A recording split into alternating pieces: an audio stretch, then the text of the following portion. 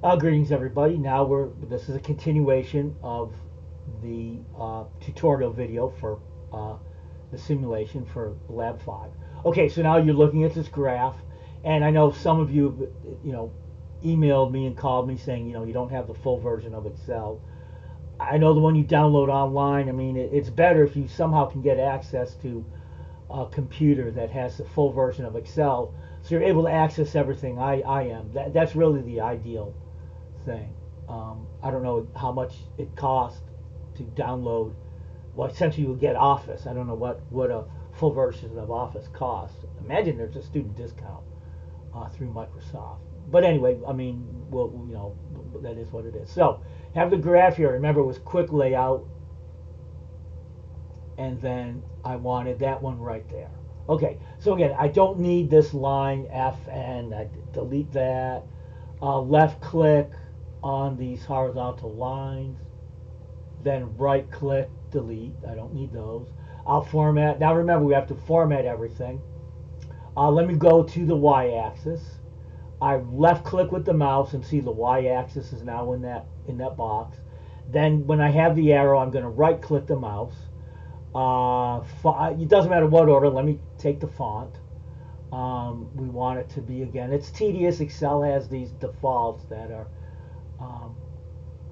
not real good, but I want the color to be black, the font to be Times New Roman. You type in TIM, it shows up. Then go down, select. Probably 10 or 11 is good for maybe 11. Let's make things so we can read them. Okay, that looks good there for the font. Okay. Yeah, 11. That looks. Why don't we make the graph a little bigger? Yeah, that's probably good. 10 or 11, I don't really care. I chose 11, so just so I can get this finished. Let me do the same for the x-axis. I hit the left mouse button when I'm looking at the arrow, right click, font. I did 11, 10 probably would have been fine, but I'll just be consistent. Color, you want it to be black. See, the defaults for Excel are a little bit weird. They're defaults, but we can override them. Then, highlight here, type in TIM, Times New Roman. What if I click OK if it'll change it? Yep. Yeah, 11's probably a little bit too big. But anyway, okay, now let's go ahead. Let's look at the tick marks. Let me click outside. So I got the font size. I chose 11. Now let me hold the mouse over the y-axis. Left click. It's in the box. Now right click. Now I want to go to Format Axis. Major unit. Yeah, 20 is good because I went to 18. So major or max 20, min 0. Okay, the major unit. I'm going from 0 to 20.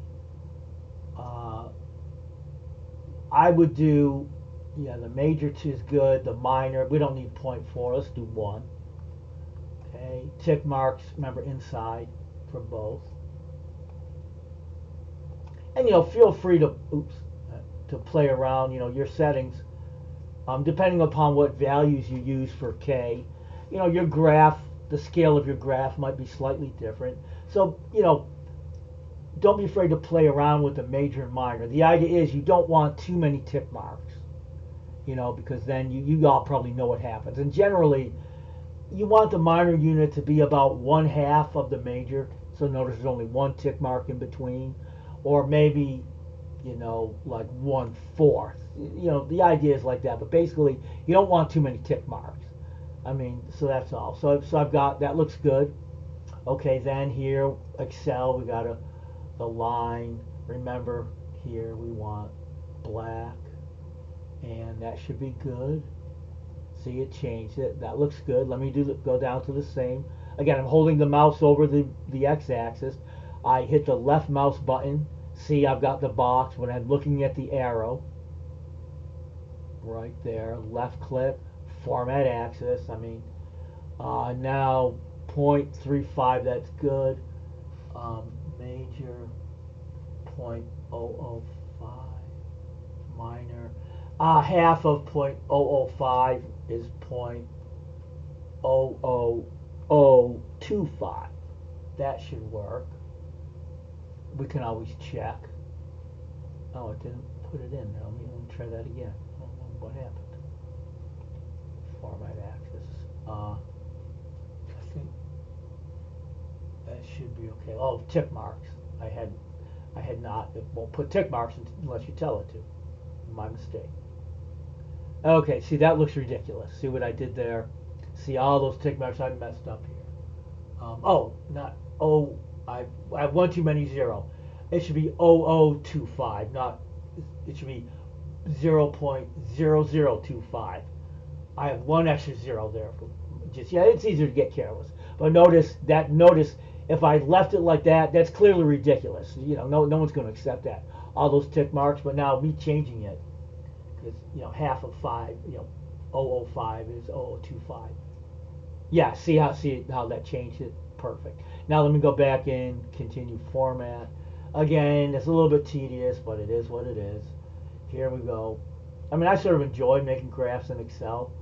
I was probably like most of you at one time. I was like, what's going on? How do you create a graph? But it takes a little bit of work. But okay, everything looks good there. Okay, now let me go ahead and do the axes titles. Remember, the y-axis is the force. So I'm going to make the font 12 because I made the axis labels 11. So 12. I want, again, Times New Roman is the standard scientific font. TIM. Then you have to go down, click it. Perfect. Let's make the color black.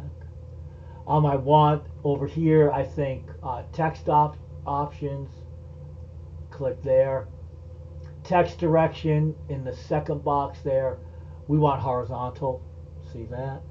And that is going to be highlighted. Type in capital F for force, space, parentheses, capital N for newtons. Click. We're done. Let me click down on the x-axis. Again, same. Oops, I moved the box. I don't want to do that. Undo. Yeah, it can be a little bit tiny there. Good. Highlighting.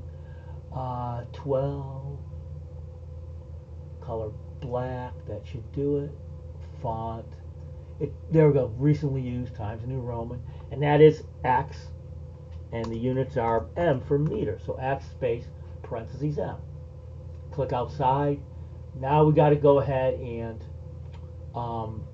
do the trend. We'll do the title at the very end. Let's do the trend line. Let me go ahead before I do the add trend line. I want my original line to be black. It's not a big deal, but technically that's what we should choose. In the past graphs, I haven't really worried about that. So before I do add trend line, I'm going to go down and format data series. And that just allows me to click here, fill in line, and just change the line color. I'm just going to change it to black. And that looks sort of thick. I can maybe go down to 1.25, maybe 1. That looks good, Okay. Now I've got the original line is black.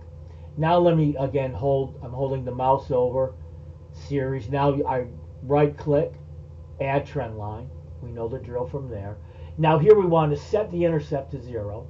Oh, obviously linear fit, we want to check that. Clearly it's linear. Set the intercept equal to 0, display equation, display R squared. I might as well go here. Remember, I want the trend line to be red. And I want it to be the dash type. It's the not solid first, second, third dash. Oops, I clicked the wrong one. Let me go back. It's E there, right there. I can clearly see my original line, and I can also see my trend line. So when I grade your labs, it doesn't have to be a painstaking process. So that's good. Now remember the equation box. I'm going to click it. I want it to be over here somewhere. I don't want it to be obscured by the line. I'm going to highlight everything in that equation box, and I want the font to be 12. Again, Times New Roman. Oops. Yeah, sometimes okay. 12. Now everything's still highlighted. Times New Roman, I want it to be red to match the color of the trend line. Makes it very easy to grade. Then typically, I'd like to put a space after the Y and then, I mean before and after the equals. Then typically the Y and the X, I italicize them. That's also very standard. Okay. With the R squared, if you want to do the space before and after, I don't really care. Remember, the R squared is a statistical thing. The closer to 1 that your R squared value is, the better your linear fit. 0.998. Hey, that's a good linear fit. Okay. Now, we'll do the title. Now, notice here, I've got my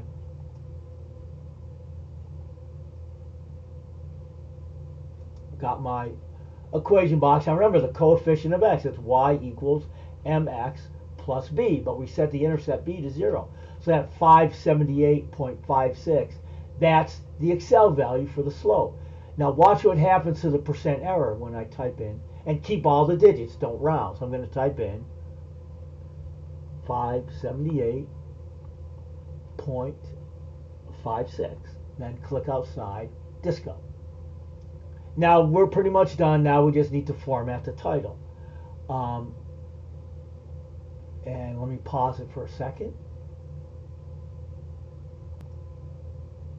Okay, so I want to do the title. Here, highlight it. I want, again, 14's good. I want the font, again, Times New Roman always. The title we want bold. And I want the color to be black. And I don't need the N there, so I'm going to get rid of the N in parentheses. So I want F, then I want space, I want force versus X. So F versus X. Maybe a colon.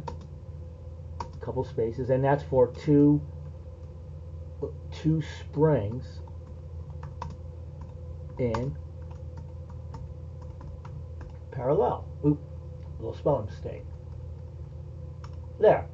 F versus X, and typically with the variables, you don't have to, but I like to italicize them so I understand. And there, we're done. Notice this is a, remember if you do this for all the sheet, that's a perfectly 100%, lab grade. Look at this nice looking graph. Easy for me to grade. You put your name there. All your values are easy to, and remember, don't change the original template, just fill it in the way I did in the video. And there we go. So now do the same thing for sheet 2. Now the only thing for sheet 2, again, it's 2 springs in parallel, but I want you to use substantially larger K values, and I don't want them to be the same. Here I chose 290 and 290. For example, for sheet 2, you might want to choose I don't have to do that much, but I don't want them to be close at all. So maybe choose something like, 300 and maybe 470. I don't, for sheet 2, you don't want the K values to be, you don't want them to be close at all. So they want to be about 150 to 200 apart. I don't know why that font is not Times New Roman. It's weird.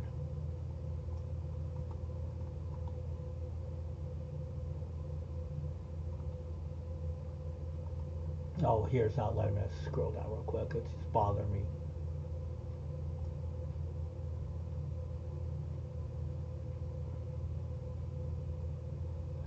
I should have paused the video. I apologize. There we go. Yeah, so anyway, going back I'll finish up. For sheet 2, I don't really care what K values you choose. You want them to be different by at least 150 to 200. So notice I'm choosing K1 to be 300. I'm gonna go back here. 300. I want K2 to be, I chose 470.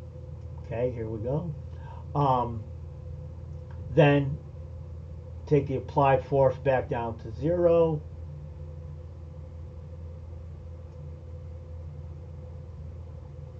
Oops. Okay, now notice 300, 470. Go back to the sheet. Now remember, in this one, we're going in increments of 5, but we're going from 0 to 45.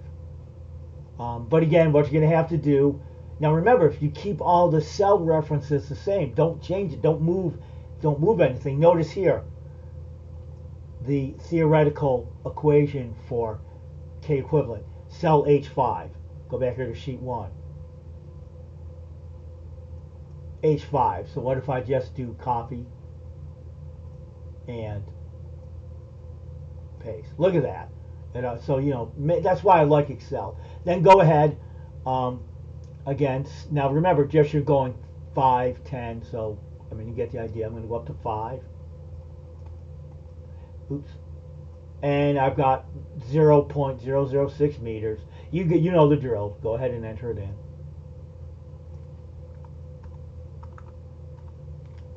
Okay. And etc. Now go up to 10, and you get the idea. So let me go ahead and pause this video, and then I'll real briefly explain what you're doing with for the 2 springs in series.